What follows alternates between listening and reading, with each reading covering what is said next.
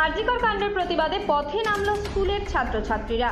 প্রতীকী অবরোধ গাইঘাটা মচলন্দপুর সড়ক।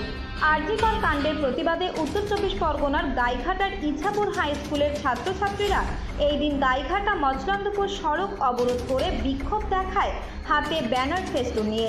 তাদের দাবি দোষীদের গ্রেফতার করতে হবে, দোষীদের শাস্তির দাবি তোলে তারা। প্রায় 30 মিনিট প্রতীকী অবরোধ করে।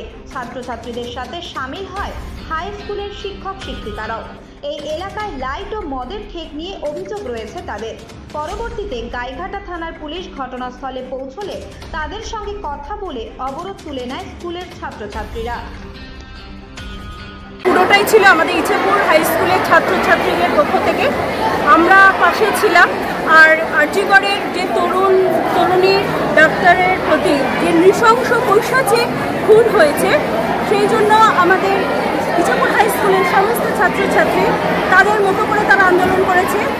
যখন আমাদের পক্ষেও সেই আন্দোলন ওঠানো সম্ভব হয়নি, তখন তারা পুলিশের গাইঘাটা থানার পুলিশ এসআই তারা এসেও তারাও বিফলে গেছে। কিন্তু অনেক কথাবার্তা বলার পরে তাদের বোঝানো হয়েছে যে তারা এখানকার যে সমস্ত অনীতিকর কাজগুলো হয়, যেমন রাস্তায় আলো দেওয়া, মদের ঠেক, এইগুলো তারা দেখবে।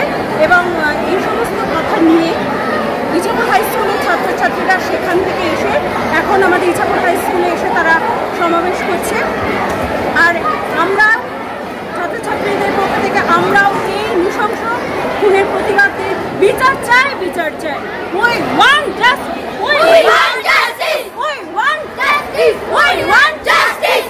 নরকীয় যে সমস্ত নরকের আরজিকর হসপিটালে যে নির্মম হত্যাকাণ্ডটা হয়েছে, একজন ডাক্তারের ওপর যে চড়াওটা হওয়া হয়েছে, সেইটার বিচারের জন্য এবং আমরা নারী সুরক্ষার জন্য আজকে আমরা স্কুল থেকে একটা বিক্ষোভ বের করেছিলাম, যেটার মাধ্যমে আমরা শুধুমাত্র আমাদের দিদি বা বোন ওদেরকে বিচার চাইছি এবং আর যেন পরবর্তীতে এই ঘটনা না ঘটে, আমরা সেই জন্যই আজকে আন্দোলনটা করেছি।